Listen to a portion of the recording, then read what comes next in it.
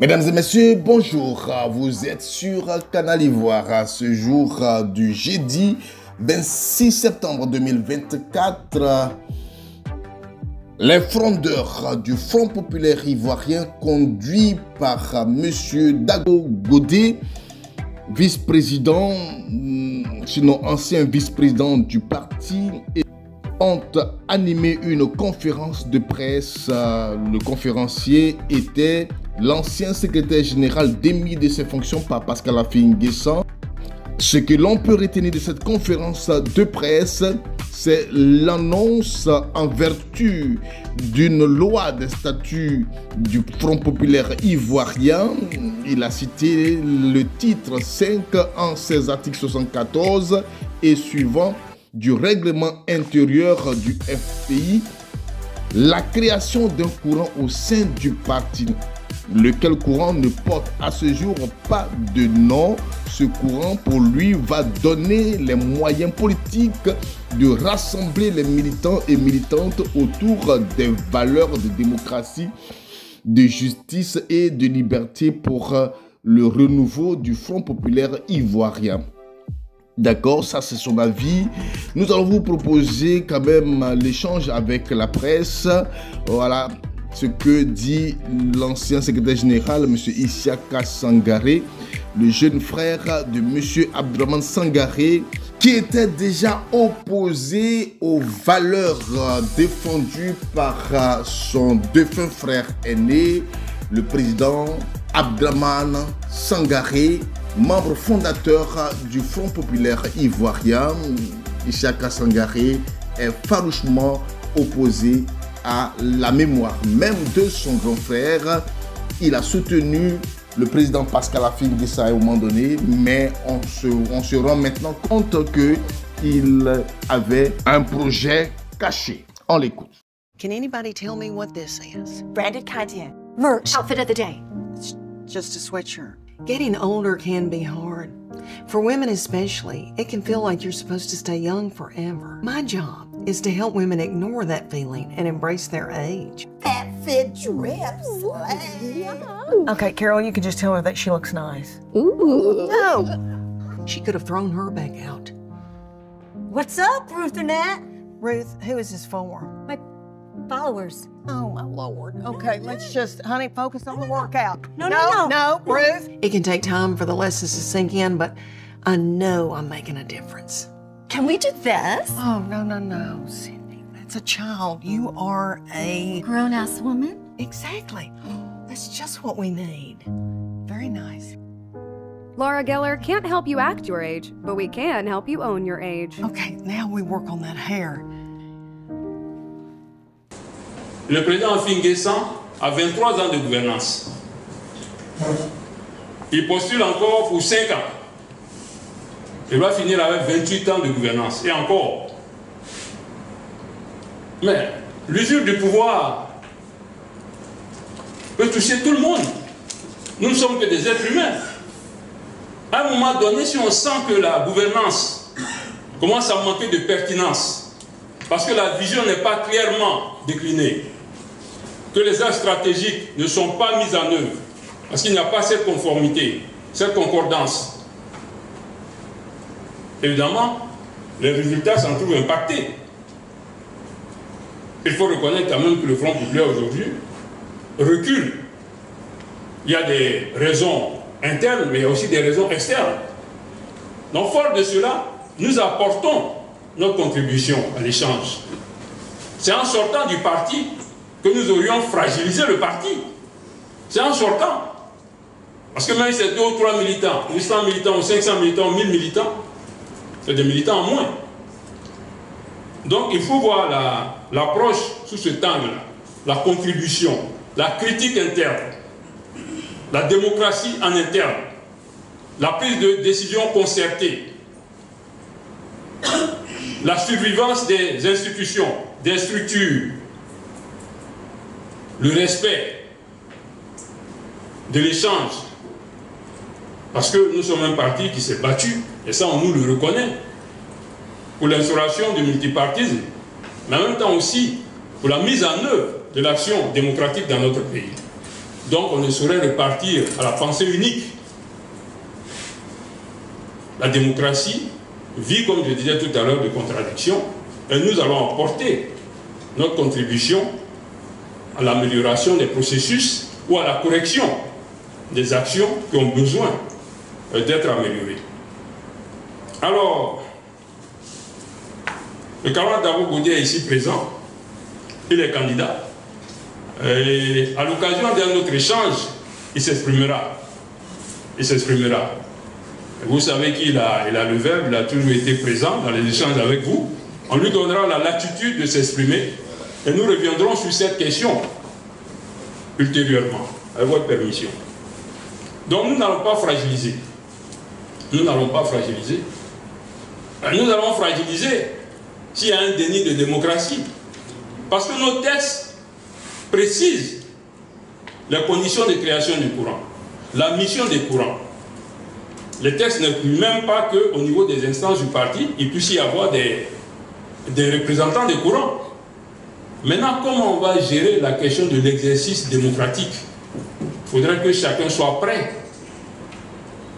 à accepter cette démarche nouvelle. Donc un courant qui est créé par des tests d'un parti est le résultat d'un ensemble de constats, mais l'impérieuse nécessité aussi de pouvoir à tout moment améliorer nos processus internes. Parce que, comme je le disais, le pouvoir corrompt, le pouvoir absolu corrompt absolument.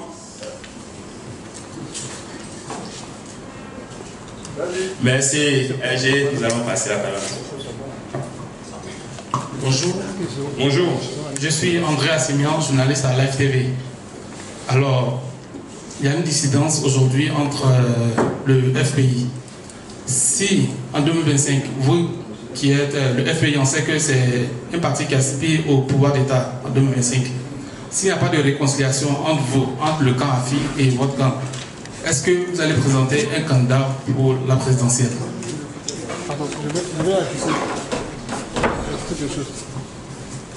En l'état actuel des choses, nous mettons en place un courant pour faire en sorte que la dérive autocratique que nous avons pu constater et le déni de démocratie soit corrigé. Tout dépendra de la perception de l'autre parti. Tout dépendra de la volonté qui sera mise en œuvre. En l'état actuel des choses, nous sommes en train de mettre sur pied les fonds baptismaux de notre courant. Nous allons en donner les orientations. En temps opportun, quand les décisions seront prises pour savoir qui est le candidat du parti, nous aborderons en ce moment-là ces questions. Il me paraît trop tôt de donner des réponses à ces questions. Parce que nous ne sommes pas allés encore à un congrès, nous n'avons pas à ce jour un candidat connu, puisque le processus n'est pas encore lancé. Ok. Je me nomme François Ngoran du quotidien Le Jour Plus. Je voudrais savoir, le courant né aujourd'hui est conduit par qui? Et puis, on a connu en son temps M. Awa Dombelo conduire un courant au sein du FPI qui s'appelle FPI Renaissance. Jusque-là, on vous a demandé le nom de ce courant-là, vous n'avez pas encore donné. Et puis, le congrès c'est en novembre. Le délai que vous vous donnez pour pouvoir mener vos actions, c'est quoi, avant le congrès? Encore en tout cas, merci. Je crois que, vous savez, quand on a une démarche démocratique, on annonce déjà le courant en tant que tel, et après on se donne l'occasion, parce qu'on aura une grande cérémonie qui va donc annoncer les instances du courant, les procédures mises en œuvre par le courant. Mais je peux vous dire, en l'état actuel des choses, quand vous avez suivi les propos liminaires, j'ai bien dit j'annonce. Donc, de concert avec la confiance qui est placée en moi par les camarades, j'animerai de façon provisoire jusqu'à ce que la décision soit prise des instances qui vont conduire le courant. Pour les autres axes, c'est cela le jeu démocratique. C'est cela le jeu démocratique. À un moment donné, vous assurez l'intérim en attendant la mise en œuvre définitive des instances. Parce que certains camarades nous rejoignent et beaucoup nous appellent Donc, fort de cela, nous prendrons une décision consensuelle. En l'état actuel des choses, c'est le camarade Sangaré Isiaka, anciennement secrétaire général et porte-parole du Front populaire ivoirien, qui anime donc ce courant.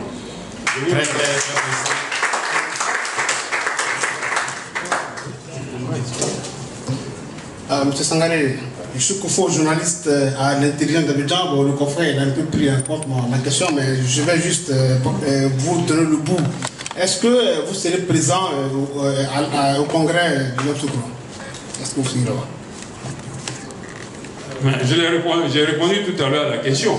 En l'état actuel des choses, vous imaginez un peu, j'ai été secrétaire général et porte-parole du Front populaire ivoirien et je ne serai pas au congrès parce que je suis devenu militant de base. Mais j'aimerais... Il y a d'autres questions?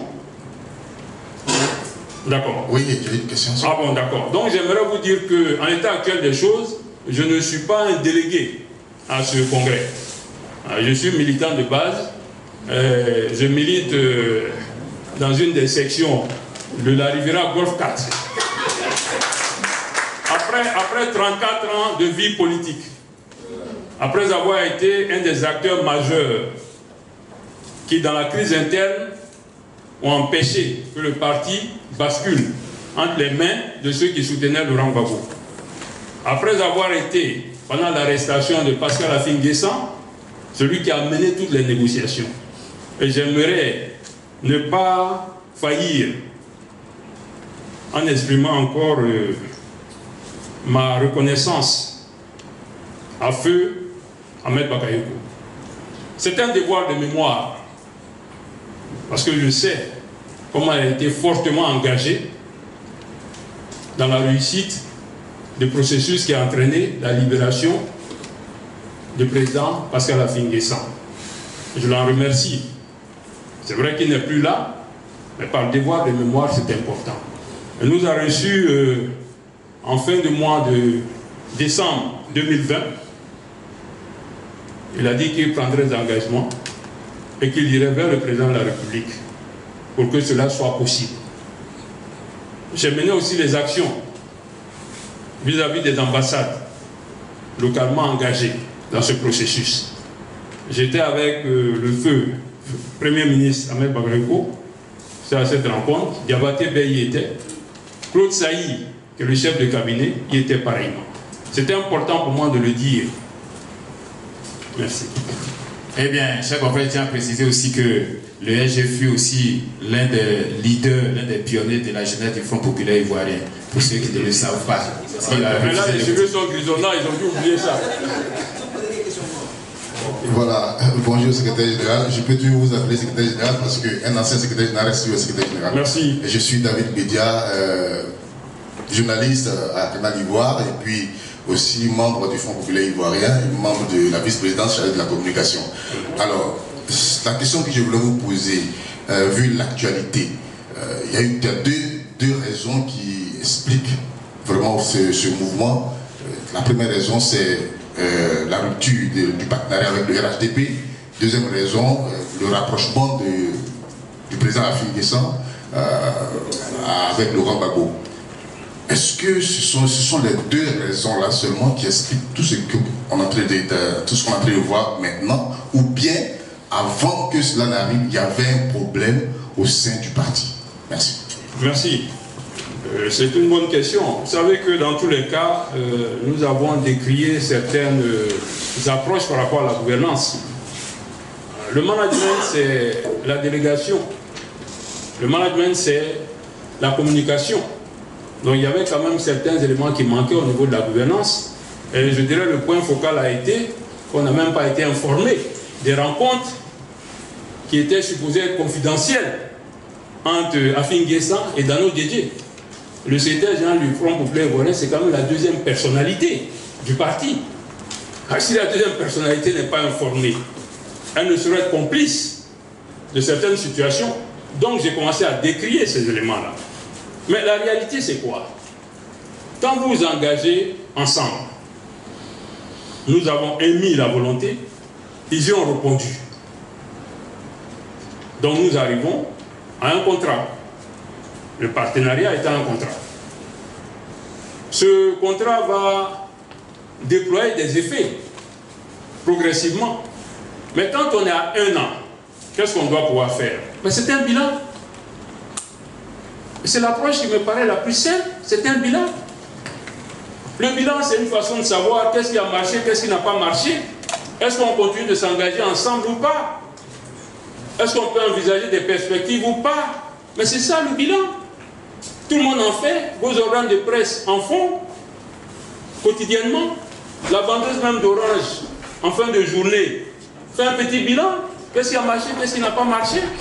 Mais le président du parti dit non, moi je veux pas de ce bilan, je veux un séminaire sur la réconciliation. Alors que la réconciliation fait partie des thématiques qui sont dans le partenariat. Mais faisons le bilan. Du point de vue même de l'orthodoxie, ça n'a pas de sens. Des gestionnaires, des managers comme nous, on ne peut pas le comprendre, on ne peut pas l'accepter. Donc même en interne, il y avait des résistances. On dit allons-y au bilan. Les militants se plaignent de ce qu'à certains moments, on n'a pas eu accès aux représentants locaux du RHDP. Il y en a qui disent oui, ça a réussi, il y en a qui disent non, on n'a pas eu de communication, on n'a pas pu travailler ensemble. Mais allons au bilan. Pour un partenariat qui a 2 ou 3 petits feuillets, on le repasse rapidement en revue. Et puis on fait le bilan. Ça peut même durer, je dirais, 2 ou 3 heures. Si tant est qu'on considère que rien n'a été fait, le bilan va se faire assez rapidement. Mais donc déjà là, il y avait un problème. C'était le premier point d'achoppement. Premier point d'achoppement. Ma culture personnelle, ma vision des choses incline que dans ce genre de contexte, il y a un ensemble de processus qui soient mis en œuvre. Donc je ne fais pas le bilan. On est allé à un échange où j'étais présent, Lubali était présent. Ça a été assez difficile, c'était houleux. Donc la direction a dit, dans sa majorité, mais il faut aller au bilan. On dit non, on ne fait pas le bilan. Ah oui, on n'a même pas besoin de faire le bilan. Alors, on met le partenariat au congélateur. Bon, c'est... Enfin, excusez-moi, compte tenu du contexte, je ne vais pas utiliser certains mots. Mais quand tu es engagé avec une partie, quelle que soit ta décision, tu devrais pouvoir courageusement la notifier à l'autre partie. Tu ne peux pas dire on est dans un contrat, moi j'ai mis au congélateur. Alors qu'il continue de produire des effets. Donc on a dit, tant qu'il n'y a pas de bilan, nous on considère qu'il y a quelque chose qu'on ne veut pas nous dire. Je suis désolé, à partir de là, j'ai cherché à avoir des informations. C'est ce que induit aussi ma position. Donc nous pensons qu'il y a des choses qui n'ont pas été dites. Et c'est ça qui a déjà entraîné cette méfiance. Et pendant que l'effort était fait pour sortir du partenariat, et comme je dis, le partenariat pour nous, il a un aspect stratégique. C'est une opportunité qu'on aurait pu transformer. Donc on finit par ça. On nous dit oui, il y a l'appel de Benoît. Alors, on n'a pas fini de régler une première question. On nous tombe dessus comme ça, à brûle-pourpoint, avec une autre question. Ah oui, mais attention, il y a l'appel de Benoît. Mais en même temps, l'appel de Benoît, le président sait que j'étais informé qu'il y a eu des rencontres avec des acteurs du PPACI. J'ai dû chercher l'information et je l'ai eu. Il avait déjà des rencontres. Pratiquement tout était ficelé. Mais c'est une démarche tactique qui fait qu'il ne dit pas honnêtement aujourd'hui aux militants qu'il est en train de manipuler. Il faut leur dire courageusement, je vais aller vers Bako et expliquer pourquoi tu veux aller vers Bako. On dit non, je n'ai pas encore les documents. Mais tu n'as pas les documents et Dano Djidja a dit que vous êtes favorable. Est-ce que c'est logique? Est-ce que c'est cohérent? Voilà le vrai problème. Qu'est-ce qu'on nous cache? On n'a pas envie d'être une masse qu'on articule au gré de ses intérêts, au gré de ses vicissitudes, qui est emporté de ci, de là, qui est grillé comme un tourne-dos. On dirait ici en Côte d'Ivoire, qui est comme Nyomi. Toutes les faces sont grillées. On a besoin de savoir. Donc quand on nous dit oui, le partenariat, bon, on sort de ça. Et là encore, je vous le dis, hein, on ne peut pas nous opposer la question du partenariat. Parce que le comité central qui s'est réuni n'a pas atteint le quorum. Et ça, je le dis avec conviction. Quand on attend peut-être 1000 et quelques personnes, qu'on est un maximum à 180 ou 200, là encore, on ne peut pas dire qu'on a pris une décision qui soit fondée. Il y a des règles de quorum. Donc on dit, bon, pour l'affaire de l'appel de Benoît, on ne va pas en parler maintenant. Attendons d'aller au Congrès. Mais non, la capitulation était déjà faite. Dans nos DG, l'allégeance va se faire à Laurent Gbagbo et le PPAC. Ça se fait, on cache aux militants. Certains sont de bonne foi. Oui, mais on dit on n'a pas encore envoyé les documents. Mais on ne t'a pas envoyé les documents, tu t'es déjà engagé. Donc il s'agit d'être responsable, de dire nous, on veut aller vers Laurent Gbagbo. Et la majorité des camarades ne veulent pas emprunter ce chemin. C'est pourquoi on ne le présente pas maintenant.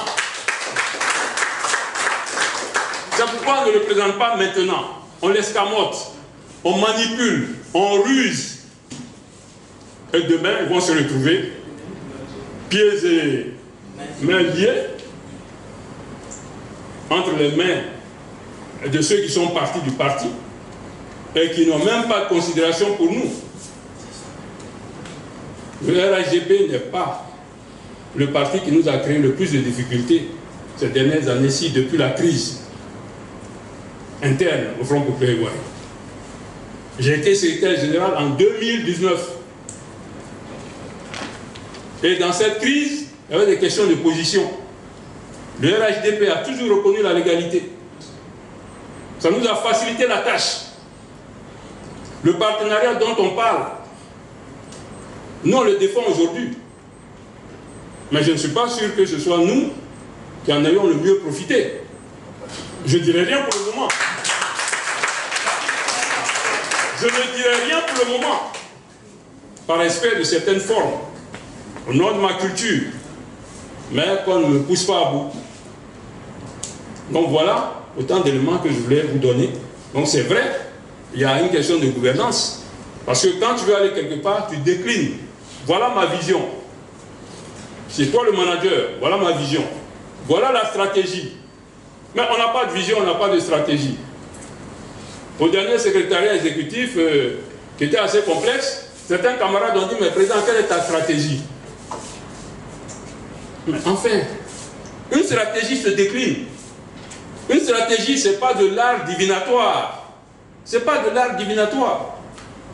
On ne dit pas, bon, celui-là ne sera pas candidat, celui-là ne sera pas candidat, celui-là ne sera pas candidat, donc, ce n'est pas une stratégie. On ovation encore ce n'est pas une stratégie. Mon métier à moi, c'est de travailler sur les stratégies. C'est ça mon boulot. Ce n'est pas une stratégie. C'est de l'art divinatoire.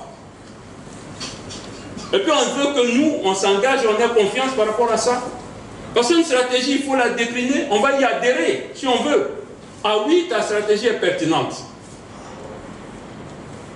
Mais si on ne sait pas la stratégie, comment on s'engage? Quand même, on est des responsables. Il y a des avocats ici, des directeurs au niveau de l'université. Il y a des anciens ambassadeurs, anciens ministres, des anciens directeurs des affaires extérieures du port autonome. Et j'en passe. Des anciens maires, des anciens adjoints-maires. Et il n'y a pas que nous. Ça, c'est une petite strate de la capacité en termes de compétences de notre parti. On ne saurait par sympathie déroger aux principes et aux règles qui fondent l'organisation d'une structure moderne et qui se donne les moyens d'acter une victoire possible en 2025. De presse, et nous espérons pouvoir partir avec des éléments probants pour ne pas que nous restons donc dans des présomptions ou du divinatoire, comme vous l'avez si bien dit. Alors, vous avez employé le terme caporalisation des moyens du parti. Est-ce que vous pourriez donc nous donner des éléments qui attestent donc de ce terme-là? C'est tout? Bon, j'ai d'autres questions, je réponds. Oui, allez-y. Alors, à propos de la rencontre avec le RHDP, Là encore, certainement grâce à votre expérience politique, et vu que vous l'avez mentionné, vous étiez à une position très importante dans le parti, vous avez certainement accès à des informations qui vous permettent déjà d'affirmer que c'est déjà acté, il y a déjà eu la capitulation et tout. Est-ce que ce n'est pas intéressant de nous donner les informations dont vous disposez qui vous permettent d'affirmer qu'il y a la capitulation avec le PPACI? Ça, c'est la deuxième question. La troisième question, vous avez parlé de la gestion du parti, du FPI, qui a fait que le parti ralentit. Alors, vous étiez secrétaire général, donc personnalité importante au cœur de la gestion quasi quotidienne du parti. Vous étiez en poste depuis 2019, donc aujourd'hui ça fait 5 ans. Alors, ne vous sentez pas un peu comptable de cette gestion-là, voilà, après 5 ans passés là? Et dernière petite précision à demander, qu'est-ce que vous avez fait vous-même à ce poste pour ne pas que le parti ralentisse? Merci. Merci. Donc je crois que sur ces différentes questions qui sont précises, et je salue notre voix pour le courage que vous avez à être ici aujourd'hui. J'espère que ça ne va pas entraîner des foudres, mais c'est déjà une bonne lecture du point de vue de la démocratie. Alors, moi j'ai été nommé en 2019. J'ai mené un ensemble d'actions essentielles pour le parti. Je crois qu'on a eu une meilleure visibilité au niveau de la presse. J'ai été sur beaucoup de plateaux télé. Je peux dire que je connais pratiquement tous les journalistes qui sont ici. Voilà. Donc nous avons mené ce genre d'action. J'ai été de ceux, je l'ai dit tout à l'heure, qui ont permis que dans la crise interne, la légalité l'emporte. Parce que je ne vous cache pas qu'en 2019, quand il fallait nommer un secrétaire général et porte-parole, après le départ de Agnès Monet, qui est parti même, je dirais, vraiment en catimini, il fallait quelqu'un qui accepta de s'engager. Et ce n'était pas évident pour tout le monde, hein, parce qu'il s'agissait de prendre position contre la position des Gore, avec le président Laurent Gbagbo, qui même si nous le combattons, nous respectons. Ce n'est pas tout le monde qui pouvait le faire. Donc je l'ai fait. Pendant la situation qu'on a connue, quand le président du parti a été arrêté, mais c'est nous qui avons piloté toutes les actions pour sa libération. On ne parle pas souvent. J'ai tout à l'heure rendu hommage à la mémoire de Feu Ahmed Bagayoko. Mais il a posé plus d'actes que ça. Ça ne me paraît pas important d'en parler. Donc on a quand même piloté le parti, toute la représentation au niveau international, la cohésion et la coordination des actions avec les chancelleries. Dabo Godé, c'est lui qui a géré le dossier juridique d'Afi Nguessan quand il était arrêté. Alors vous voyez, quelquefois on essaie de scier la branche sur laquelle on est assis. Bon, chacun fait ce qu'il veut là. C'est la liberté, c'est la démocratie. On a coordonné toutes ces actions. Du point de vue de la dynamique nouvelle, la mise à niveau de la salle au siège, la couverture avec l'informatique. Je suis même allé faire un tour à Notre-Voie, où j'ai dû débarquer au moins 2 DG, au nom de la gestion. Donc je suis un homme de mission et de devoir. J'ai une configuration internationale dans ma capacité à manager. Je rentrais des États-Unis quand le choix s'est fait. Je n'étais pas demandeur pour le poste de secrétaire général porte-parole. Les membres de la direction sont là. Je n'étais pas demandeur. Mais par devoir, je l'ai fait. Parce que ma vie a toujours cohabité avec les avatars du jeu politique. Et c'est pourquoi je dis, il faut s'arrêter à un moment donné. C'est les avatars du jeu politique qui m'ont fait partie de ma première entreprise, où j'ai été licencié. C'est les avatars du jeu politique qui m'ont fait partir d'une entreprise pétrolière, où j'étais à la direction.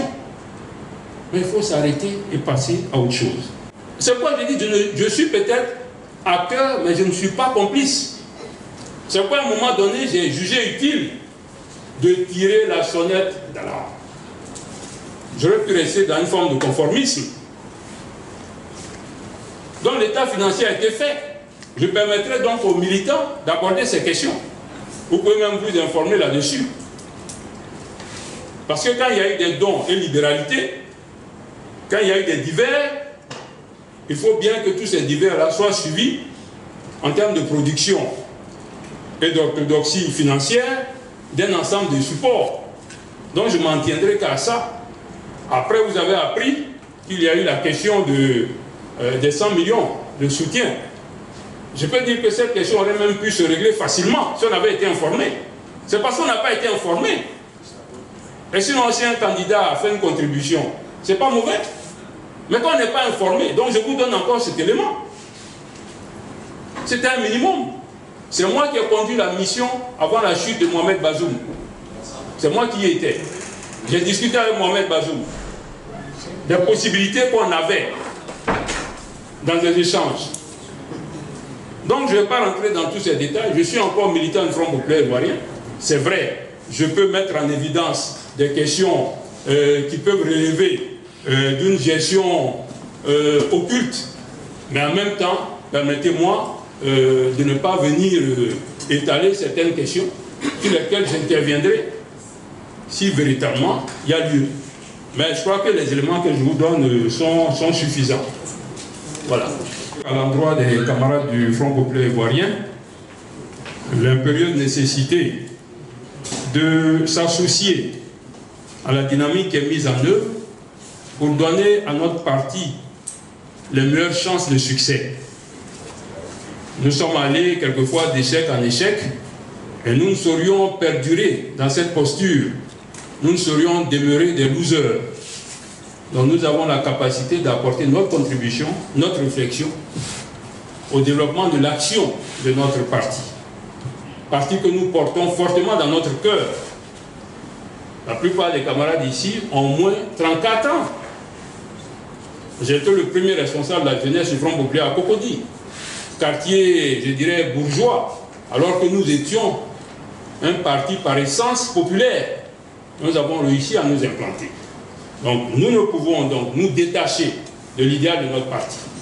Mais nous ne saurions en même temps concéder que le parti se renferme, que la pensée ne s'exprime plus, que les choix soient faits de façon arbitraire, que des processus soient déployés pour aboutir à certains résultats.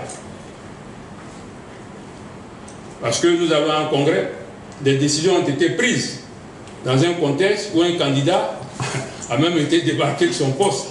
Dans la conduite des affaires courantes, il y a un ensemble d'axes qu'il faut respecter. Le mandat de la direction actuelle à laquelle j'appartenais est fini depuis fin 2023.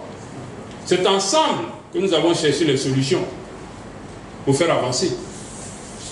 Donc nous sommes constants dans notre démarche et j'aimerais sincèrement remercier la presse. Parce que quand je vois les titres, je vois tout de suite la volonté de rendre cette volonté d'essor démocratique. Cet attachement à un ensemble d'idéaux.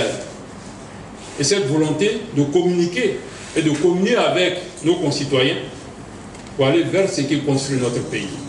Encore une fois, je vous remercie.